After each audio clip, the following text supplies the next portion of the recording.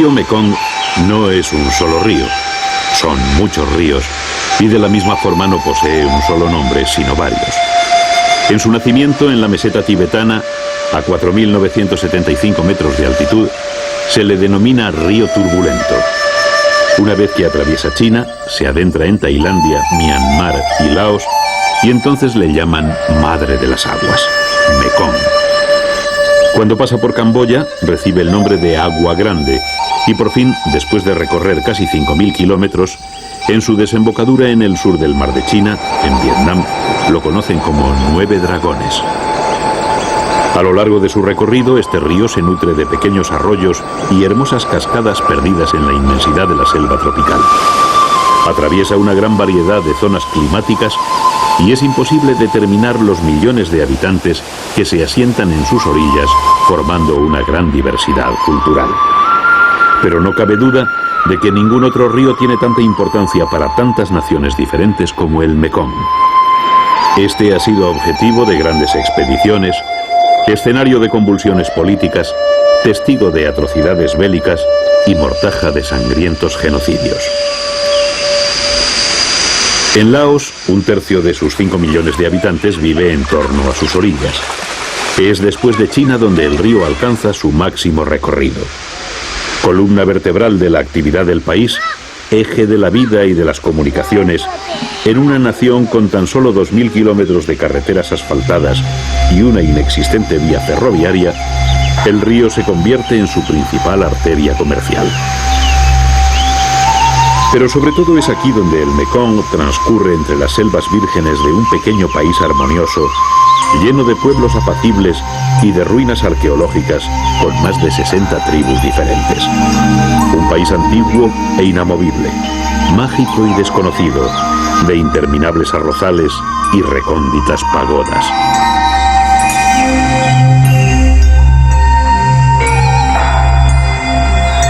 Al igual que el Mekong, las omnipresentes pagodas y estatuas de Buda son la más representativa muestra de la idiosincrasia del país, de su profundo sentido religioso de la existencia y de su arte más tradicional y refinado.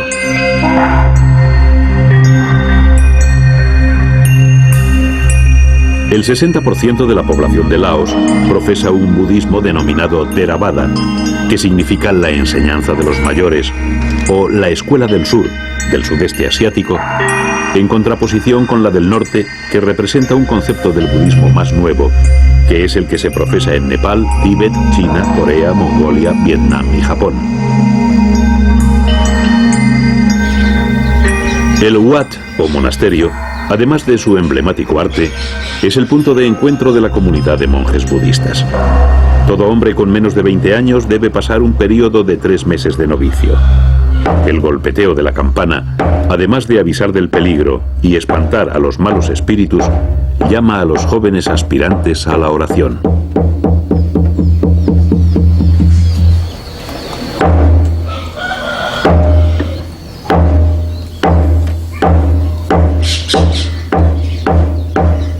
En julio, coincidiendo con la estación de las lluvias, comienza el periodo del aprendizaje budista.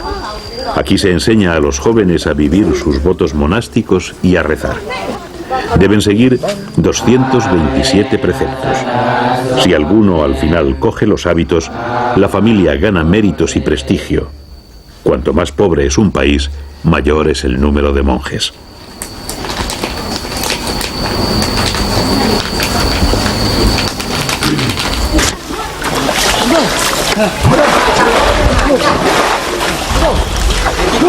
El origen del elefante se remonta al periodo cuaternario, y aunque antiguamente existían gran variedad de especies, hoy solo quedan 2, la africana y la asiática. A principios de siglo había más de 200.000 elefantes asiáticos. Hoy quedan aproximadamente 35.000. A pesar de la aparente similitud entre ambas especies, las diferencias entre ellas son notables. Una de las más importantes es que la especie asiática es fácilmente domesticable, mientras que la africana no. Desde la antigüedad, Laos ha sido conocido como el reino del millón de elefantes. Y aunque nunca hubo tal cantidad, tampoco nunca hubo tan pocos como en la actualidad. Hoy en día no quedan más de 3.000, de los cuales aproximadamente 1.000 viven en cautividad y son adiestrados para trabajar en la industria de la madera. La selva tropical constituye 2/3 partes de la superficie de Laos. Este selvático y pobre país se ha convertido en uno de los mayores exportadores de madera del mundo. En un territorio carente de caminos y maquinaria, el enorme paquidermo ha desempeñado y desempeña una labor fundamental. Los elefantes son entrenados para llegar a los rincones más inaccesibles del bosque laosiano. Dotados de una hábil trompa, provista de más de 66.000 músculos y de una fuerza descomunal, son capaces de mover troncos de muchas toneladas de peso.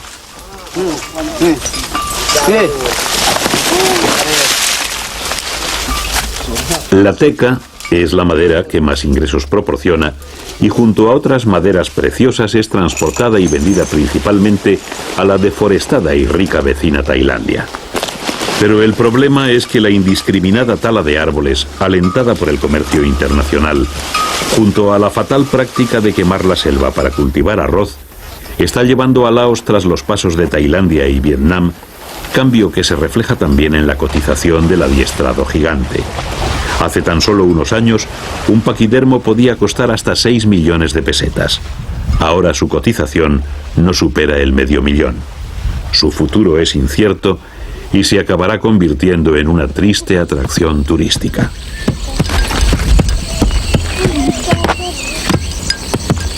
Antes de la llegada del monzón, al norte de Laos, en los claros que se van arrancando a la selva, los Hmong negros cultivan el arroz.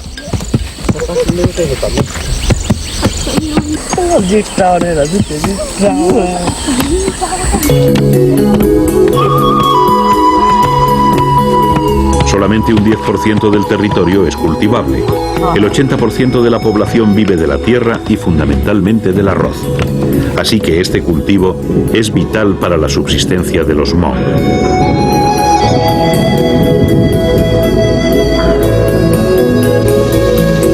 Llegan las primeras lluvias que pronto anegarán los sedientos campos de arroz.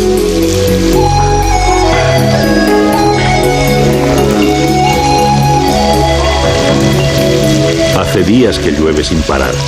El monzón está descargando toda su furia, pero la vida no cambia en este apacible rincón. Los laosianos bendicen el agua y el monzón forma parte de sus vidas. Esta es la época de mayor actividad. El ritmo lo marcan los monzones y Dios pone el arroz. Todo el mundo se afana en trabajar y hasta los más pequeños dejan la escuela para ayudar. Hay que aprovechar que es un buen año. En las tierras bajas, las lluvias del monzón parece que garantizarán 2 cosechas, a lo mejor hasta 3. En los años buenos se dice que los campesinos se tumban a ver crecer el arroz. El búfalo de agua es el cómplice en la suerte del agricultor. No existe un animal mejor adaptado al cenagal, ni que se sienta más a sus anchas en el barro. También él es víctima de los caprichos del tiempo. Pero cuando el año es malo y las sequías, las pestes o las inundaciones acechan, Laos se convierte en uno de los países más pobres del mundo, donde el 60% de la población vive al nivel mínimo de subsistencia. La renta per cápita no supera los $320 por persona. Solo 1 de cada 4 habitantes tiene acceso al agua potable y la mortalidad infantil alcanza el 20%. Gran parte de la actual pobreza del país tiene su origen en una fatal herencia que muy poca gente conoce.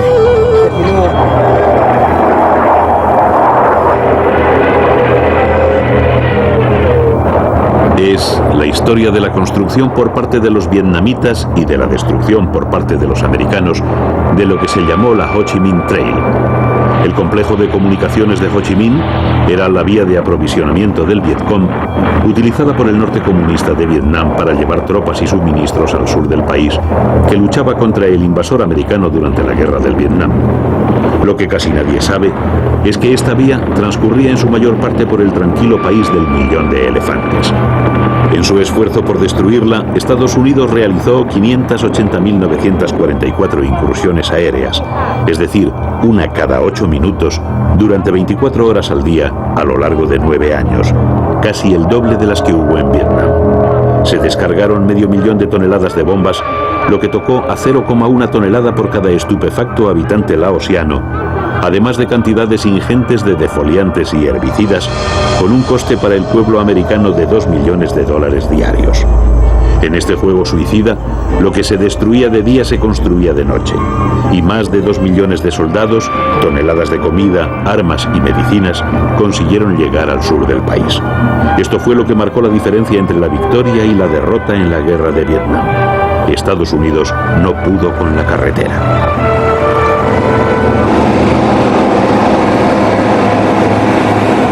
Las antiguas rutas de la Ho Chi Minh Trail son hoy pacíficas carreteras que discurren entre abandonados campos de arroz que no se pueden utilizar, o bien por el veneno químico vertido durante la contienda, o por encontrarse todavía sembrados de bombas que aún no han explotado. Los miles de toneladas de chatarra acumuladas durante la guerra constituyen hoy en día una adicional fuente de ingresos para las gentes del campo. Algunos incluso la utilizan como elementos de decoración. Pero más allá de esta extraña estética y de la beneficiosa industria de la chatarra, este país esconde un terrible drama que ha pasado completamente desapercibido para el mundo occidental.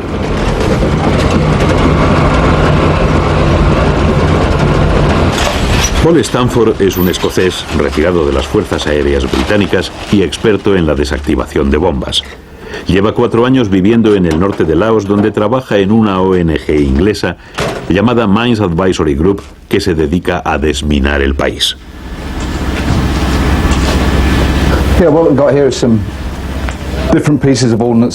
Esto que tenemos aquí son diferentes tipos de minas ya desactivadas. Un par de minas antipersonas rusas, esta de aquí es china, esta es americana. Hemos encontrado varias de este tipo por esta zona. A esta se la conoce como Bombi y es la que más abunda. Es muy mortífera, capaz de matar a 150 metros de distancia.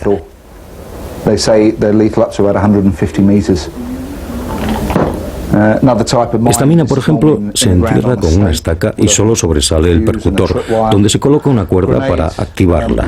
Granadas, los restos de una de estas, que fue pisada por un campesino, y esto es lo que quedó. Pero es exactamente el mismo tipo de mina. Una vez que esto se coloca en el suelo, apenas se ve, pero cuando la pisas y la activas, la mina se autopropulsa hasta la altura del estómago y explota. El domingo pasado, un padre y su hijo murieron decapitados cuando intentaban extraerle el explosivo a una de estas minas saltarinas.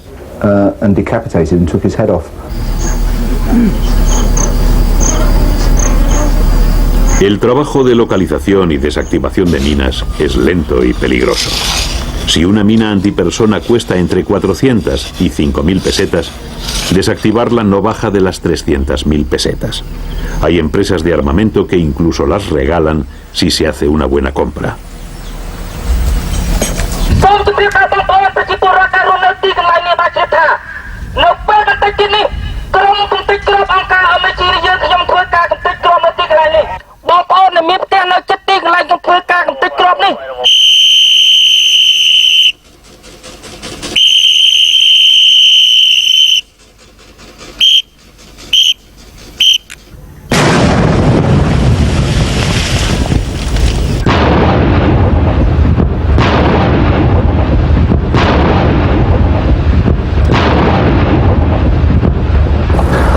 These are the cluster bomb units. These are the main A esta bomba se la conoce como la madre bomba y contiene en su interior aproximadamente 670 pequeñas bombas, las llamadas bombis, que son en la actualidad las causantes de la mayoría de los accidentes mortales. Estas bombas fueron arrojadas por los bombarderos americanos B-52. Una vez en el aire, la bomba madre se abre y arroja las pequeñas bombis que al explotar producen una gran fragmentación.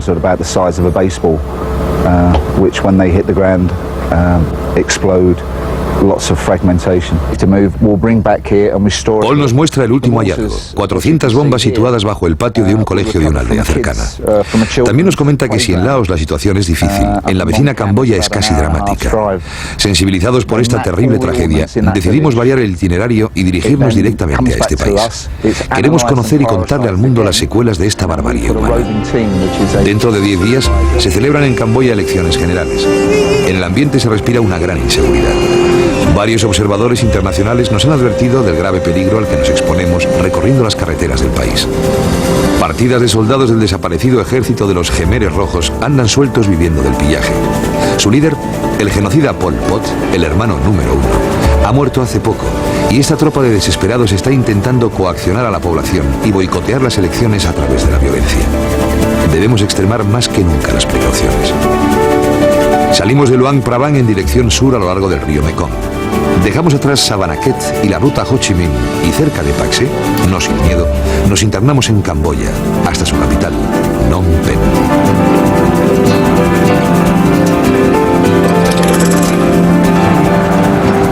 El 2 de julio de 1998 entramos en un país donde vamos a vivir una experiencia que sabemos que va a marcar un antes y un después en nuestras vidas. Si existe una nación donde el espanto se ha cebado con especial crudeza, ese es Camboya. Sabemos que recorremos una tierra que ha vivido en sus últimos años uno de los mayores holocaustos de la historia. 1,5 millones de seres humanos de una población de tan solo 8 fueron exterminados en el más aberrante experimento que jamás registró la memoria. Las frías estadísticas que vamos leyendo en nuestros libros las vemos convertirse cada kilómetro en un testimonio real.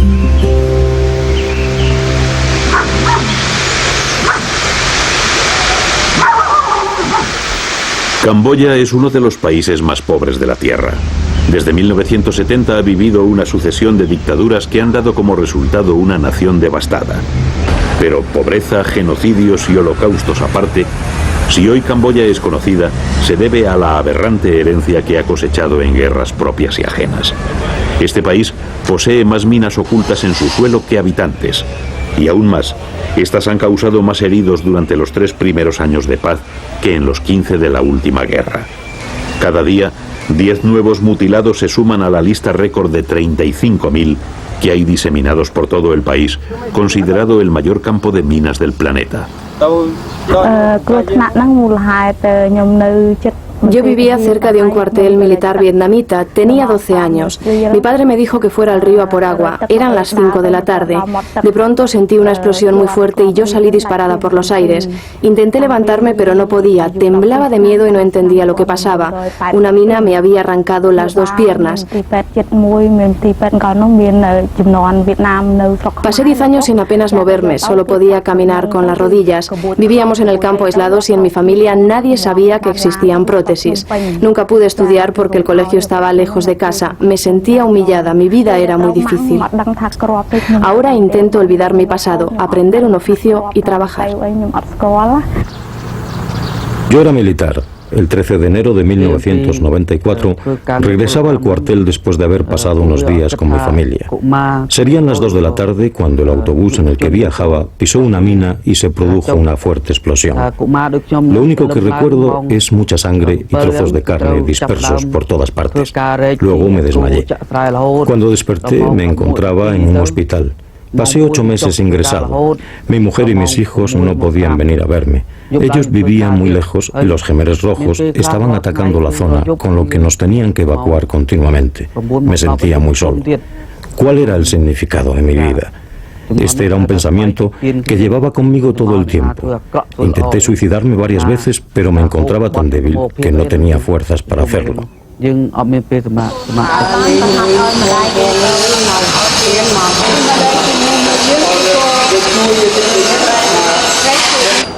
En 1980 se creó la Fundación Americana de Veteranos de Vietnam.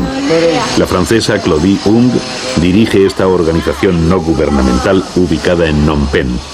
Realiza campañas en contra de la utilización de minas terrestres y da asistencia a sus víctimas.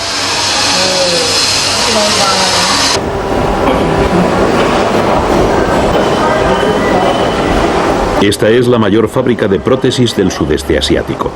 Muchos de los trabajadores son soldados, la mayoría lisiados. Cada prótesis tiene que ser fabricada a medida.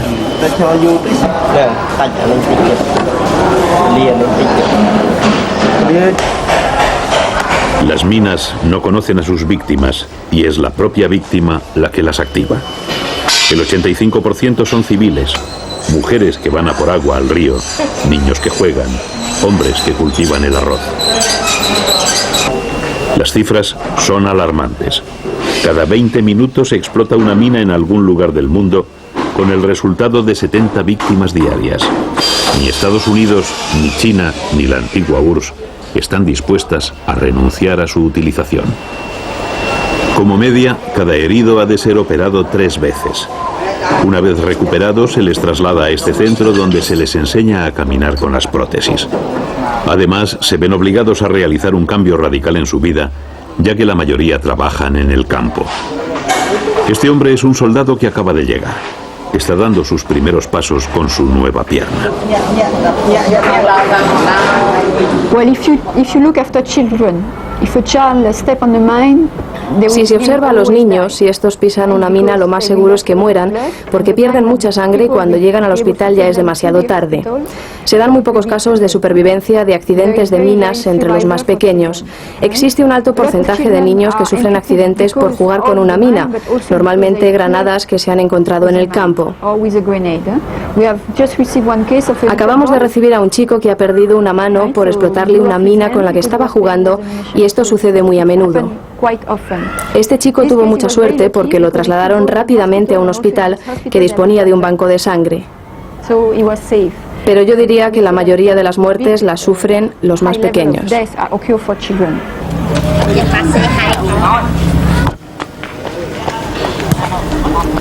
A las afueras de Phnom Penh se encuentra una misión jesuita española.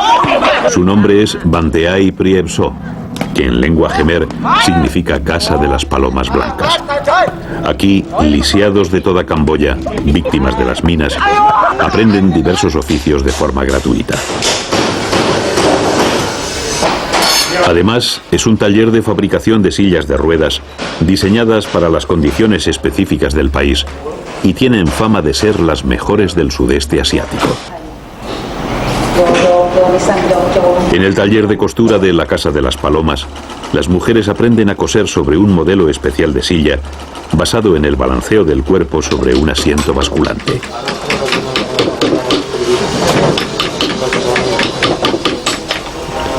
Existe una sección de escultura en el que los becados aprenden a esculpir tallas sobre una madera blanca muy dura, llamada ojo de tigre, que luego es muy cotizada en los mercados de la capital. Aquí han experimentado con los camboyanos todas las superpotencias. Camboya ha sido un terreno donde los elefantes dicen que se han pegado. O sea, la China, Rusia, Estados Unidos, todo Occidente, Vietnam, todos se han pegado aquí en Camboya y han utilizado, por decirlo así, la mano de obra camboyana. Las minas normalmente buscan herir para que los que no estén heridos tengan que ocuparse de los heridos y entonces descuartizas el ejército contrario. Eso con las minas saltadoras está muy claro, que la metralla va al ras para pillar todas las piernas y a cargarse al ejército contrario. Y es un arma barata, entonces es el arma de los pobres, el arma de los ejércitos pobres. Y es un arma que se lleva muy bien, es barata, se pone en cualquier sitio y protege a la guerrilla o protege a un pueblo de la guerrilla o protege las líneas, ¿no? Entonces la mina se ha puesto de moda más bien en los años 80, en estos conflictos como Camboya o Angola o Mozambique. La mina no conoce a quién la va a pisar. Entonces no sabe si va a ser un niño, si va a ser una vaca, si va a ser un militar, y ese que la pisa es el que la acciona y el que va a ser la víctima, ¿no? Hace varios años tuvimos un estudiante que me preguntó: Quique, ¿tú tenéis arrozales en España? Y dije, sí, tenemos varias provincias que producen arroz, en Valencia. Y dice, ¿y qué hacéis con las minas? ¿Cómo hacéis para evitar las minas? Las minas, no tenemos ninguna mina. ¿Cómo es posible tener arrozales sin minas? O sea, es una tragedia horrible lo que tienen. Para ellos la mina es parte de su vida. La gente tiene que sobrevivir y sonríe, pero la gente aquí es muy sencilla. La gente con poquita cosa sale adelante, con muy poca ayuda nuestra, con el apoyo moral empiezan a arreglárselas para adelante. Pero a mí yo lo que creo es que a pesar de tanta muerte de la que somos testigos, la vida es más fuerte que la muerte. Para mí es lo que yo saco de Camboya. Ya vemos que los intereses económicos mundiales están aquí arrasando con la madera, con la tierra buena, poniendo fábricas y pagando salarios muy bajos, teniendo una prostitución aquí, un nivel de prostitución horrible, o sea, un pornoturismo horrible, y vemos que ya nos está cayendo la porquería del desarrollo, ¿no?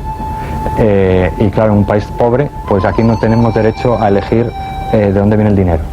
El dinero que viene aquí a Camboya es dinero sucio. O sea, si un productor de minas o un trabajador de una fábrica de minas tuviera en su familia un mutilado, dejaría de producirlo. O sea, que por favor, que no las produzca.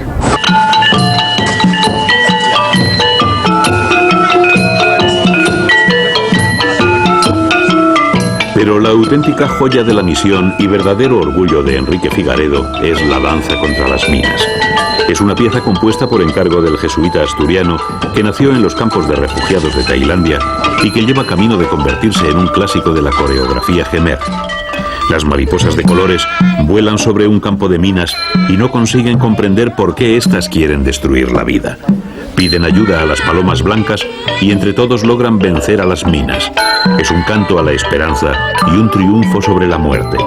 Las asparas, ángeles portadores de mensajes divinos, vaticinan que algún día se escuchará el silencio en esta tierra herida.